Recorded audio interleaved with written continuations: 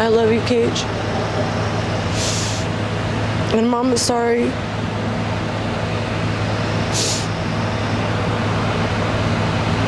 For losing you.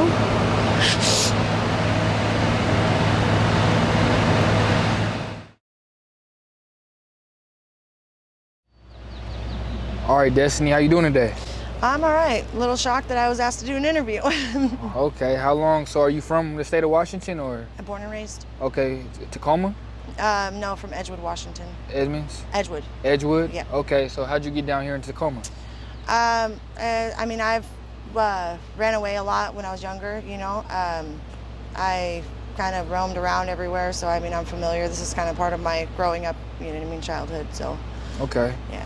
So do you live out here on the streets? Or Yeah. Okay, so a tent? A tent.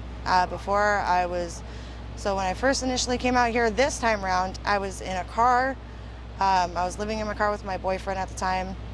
My car got towed, and then I was out on the streets by myself. My boyfriend had left me for another woman. I was sleeping on the sidewalk with no blanket, no pillow, just me and my dog. So what's it like just living out here on the streets?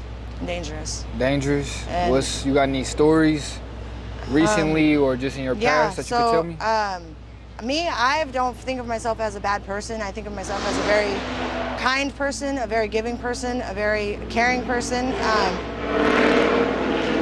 But the streets, I mean, the streets are cold, you know what I mean? And I, for some reason, think that, you know, that's never going to be me. That shit's not going to happen to me. You know, I'm never going to be the one that's going to get robbed or be held at gunpoint or, you know, be abused and shit like that. Well, that's not the case at all. It doesn't matter who you are. The streets, they don't give a fuck who you are. You know what I mean? They're gonna rob you. They're gonna kill you. They're gonna take you for everything that you got, and they're not gonna care at all whatsoever. So. So you basically talking about survival when it comes down to eat or be eaten. That's what it is. So when they say that on TV, that's shit, real shit. So when it comes down to surviving out here, how do you do it?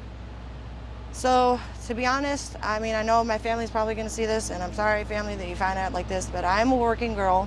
That's how I make my money. I'm not proud of it. I don't like to do it, but I do obviously not have the means or the things that I need to be able to get to a normal, regular job every day without losing that job within a couple days or a week, you know? Okay. I have a drug habit, a heavily drug habit that I do support with what I do, but what I do is very dangerous. What type of drugs do you do? I do the blues, the fentanyl, the crack, and the crystal meth. Okay, which drug is your primary choice? The pills. The pills? And the meth. And the meth? Yes. What was the first drug you ever took?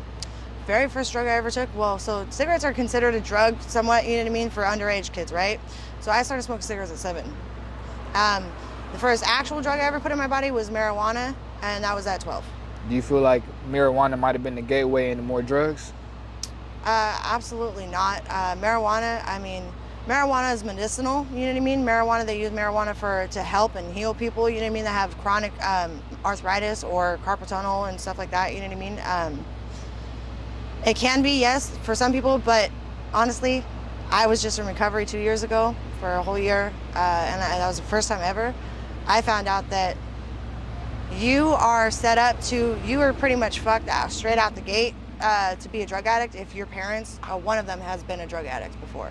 Okay, so one of your parents was a drug addict. So if there's drug history in your family line, you are going to be a drug addict at one point or another because you have an addictive personality. Okay, so obviously drugs played a part in your family and growing up? Major. A lot of crime, a lot of cops, a lot of disruption, yes. Okay, and tell me how you feel like that affected you. Did any trauma come out of that? Oh, yeah. As a part of your childhood?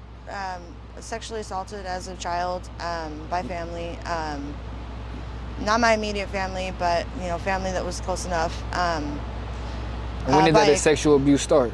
At 3 years old. 3 years old? Yes. Okay, you mind describing or going into that? I don't remember anything. I just know that I was told by my grandma, Sandy, my dad's mom, you know what I mean, one night. This was when she was, you know what I mean, and her addiction also as a drinker or whatnot, but she has recovered, you know, she's gotten a lot better, you know, but I had, you know what I mean, was talking to her about some memories that I had at that age that I don't remember now, but she had, you know, informed me that that I was molested by my stepbrother's, not my stepbrother, my half-brother's uncle. Okay. Yeah. Okay. So, and my mom, you know, as soon as they found out, my mom and my dad put a stop to that real quickly. He was never allowed around us again. And then from there on, I was sexually assaulted from a kid at school. What was it? I was still going to daycare. I was in 3rd grade, 4th grade. And mentally, how do you feel like that affects you? Honestly, I blamed myself a lot for it. I thought that I was asking for it, you know, and that's very common, very, very common with a lot of rape victims, a lot of sexually assaulted women, even men. You know, it's very common for anybody that's sexually assaulted. Right. And do you feel like that sexual abuse might have bled onto some of the work that you do now? Oh, to my being a working girl? Yes, ma'am. Yes and no. So I feel that because this is not the first time. I was a working girl when I was actually 13 years old. You were a working girl when Yes. you were 13 years old? Yes. And how did you first get into that when you were 13? I was going out to clubs all night. That's when I was running away. I was into the drugs. I was partying all night, going to the clubs, hanging out with 3 times the older men, you know what I mean, than my age. That, you know, are sick motherfuckers, honestly, in my mind. But at that time, it was the only attention I could get. I've always been an overweight girl. I was picked on at school, never got along with anybody because nobody wanted to be my friend. So, and then once the people that I was friends with, when their parents seen them where I lived, their parents told them they could never speak to me again. So, because of the childhood that I had to deal with, of my overweight and the way that people had treated me in school and stuff like that, all I wanted was to be accepted by people. And so those were the only people that were able to accept me, whether it was for my physical features, which I was developing breasts at the age of, 6? So. Yeah. Have you ever had a pimp throughout your life? Nope, I've always worked for myself. You know? As a working girl, do you feel like the drugs might help be a relief from that too? Absolutely. It definitely makes me able to get the job done at the time. Okay. And how often do you take drugs? Every day. Every day? Every day, every second of every hour. Every second, every hour? I go through 50 pills in an hour. 50 pills in an hour? Yep. This is the fentanyl pills that are killing people, yes. I do fentanyl. And the pills don't get me high anymore like they used to. The fentanyl doesn't get me high anymore like it used to. It keeps me from withdrawing, basically. So 50 pills a day, does that ever cross your mind that... No, 50 pills an hour. 50 pills an hour? Yes. Okay. Do you ever sit and wonder, like, this might kill me? I do, but I hope for it, honestly. I feel that I've endured, you know, and I could have my life could be way worse, you know what I mean? But I feel for the heart that I have and the fact that I continue to have a good heart and I continue to treat people with respect and I continue to not be a dirtbag like everybody else has become because somebody did them wrong, I don't deserve a lot of the shit that's come to me. I don't deserve a lot of the shit that has happened to me. And I'm sure a lot of people feel that way, you know? But I'm ready to, if I can be happy on the other end of you know what I mean, the life of the other end of what life is, you know what I mean, the afterlife, I'm ready for that because I'm not happy here. I mean, I've lost my son twice to CPS. After getting him back for a year, I've lost family. I've lost my one and only true love, my happy ending, unfortunately. So you have kids? Mm-hmm. How many? One? Yeah. How old were you when you had your first kid? I had him in 2018. I was 26. 26? Yeah. Do you ever see him? Not anymore. Do you have anything that you would like to say to him? If he ends up seeing this or any of your family members see this, do you have anything to say to the camera?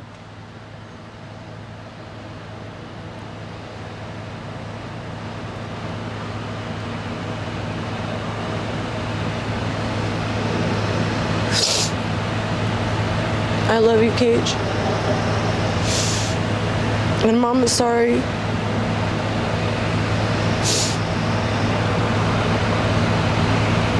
losing you.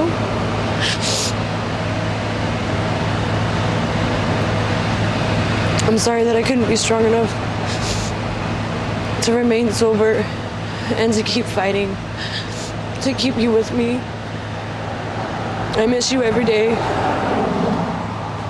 I know you're good where you're at and you're taken care of, and I'm happy that you're taken care of and you're loved every day. And they can care for you and they can give you everything that I can't.